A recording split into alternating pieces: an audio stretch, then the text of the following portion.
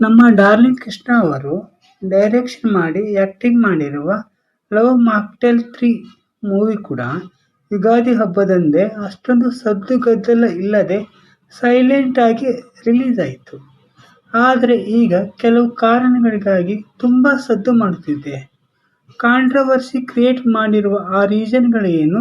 Love mocktail 3 ಇಲ್ಲಿವರೆಗೆ world wide ಎಷ್ಟು collection ಮಾಡಿತ್ತು?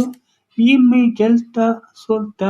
ಈ ಮೂವಿ ಬಗ್ಗೆ ನೋಡಿದ ನಮ್ಮ ವೀಕ್ಷಕರು ಏನಂತಾರೆ ಅನ್ನೋದನ್ನ ಈ ವಿಡಿಯೋದಲ್ಲಿ ಡಿಸ್ಕಸ್ ಮಾಡೋಣ ಬನ್ನಿ.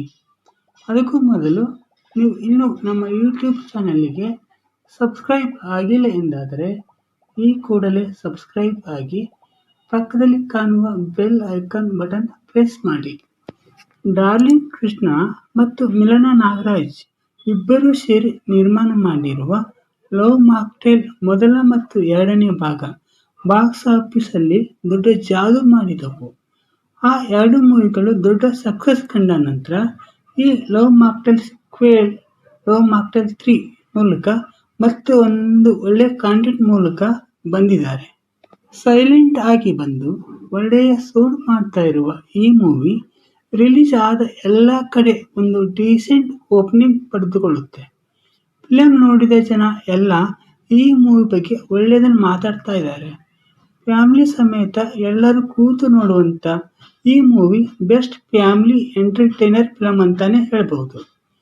ಧುರಂಧರ್ 2 ಎನ್ನುವ ಬಾಕ್ಸ್ ಆಫೀಸ್ ಸುನಾಮಿ ಎದುರು ರಿಲೀಸ್ ಆದ ಲವ್ ಮಾಕ್ಟೇಲ್ 3 ಮೊದಲ ದಿನ ಕರ್ನಾಟಕದಲ್ಲಿ 3 ಕೋಟಿ ಕಲೆಕ್ಟ್ ಮಾಡುತ್ತೆ. ಇದೇ ಕಲೆಕ್ಷನ್ ಕಂಟಿನ್ಯೂ ಆಗಿ 4 ಡೇಸ್ ಮುಂದುವರಿಯುತ್ತೆ. ಮೂವಿಗೆ ಬರ್ತಾ ಇರುವ ಒಳ್ಳೆ ರೆಸ್ಪಾನ್ಸ್ನಿಂದ ಡೇ ಬೈ ಡೇ ಈ ಮೂವಿಗೆ ಸಿಗ್ತಾ ಇರೋ ಶೋಗಳ ಸಂಖ್ಯೆ ಜಾಸ್ತಿ ಆಗ್ತಾ ಹೋಗುತ್ತೆ. ಕೆಲವು ಕಡೆ ಧುರಂಧರ್ 2 ಮೂವಿಯ ಬದಲಾಗಿ ಅಲ್ಲಿ ಲವ್ ಮಾಕ್ಟೇಲ್ 3 ಶೋಗಳು ನಡೀತಾ ಇವೆ.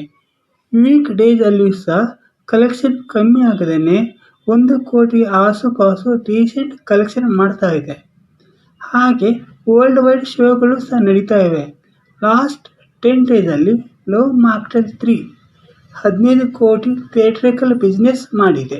ಮೂವಿಯ ಬಜೆಟ್ಗೆ ಈ ಗಳಿಕೆಯನ್ನು ಹೋಲಿಸಿದರೆ ಆಲ್ರೆಡಿ ಮೂವಿ ಡೀಸೆಂಟ್ ಹಿಟ್ ಆಗಿದೆ ಅಂತ ಹೇಳ್ಬಹುದು.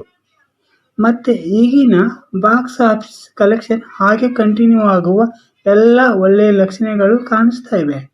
ಹಾಗೆ audio rights, OTT, TV rights ಇಂದ ಸಹ ಒಂದು ಉತ್ತಮ ಆದಾಯ ಡಾರ್ಲಿಂಗ್ ಕೃಷ್ಣ ಅವರ ಜೇಬಿಗೆ ಸೇರಲಿದೆ. ಆ ಮೂಲಕ ಕನ್ನಡ ಫಿಲಂ ಇಂಡಸ್ಟ್ರಿಗೆ ಒಂದಿಷ್ಟು ಜೋಶ್, ಹೊಸ ಹುರುಪು ಈ ಮೂವಿ ತಂದ ಹಾಗಾಗಿದೆ. ಈ ನಡುವೆ ಗುರು ದೇಶಪಾಂಡೆ ಮತ್ತು ರಾಘವೇಂದ್ರ ನಾಯಕ್ ಅವರು ಲವ್ ಮಾಕ್ಟೇಲ್ 3 ಸ್ಟೋರಿ ನಮ್ಮ ಸ್ಟೋರಿ ತರಾನೇ ಇದೆ, ನಮ್ಮ ಕತೆ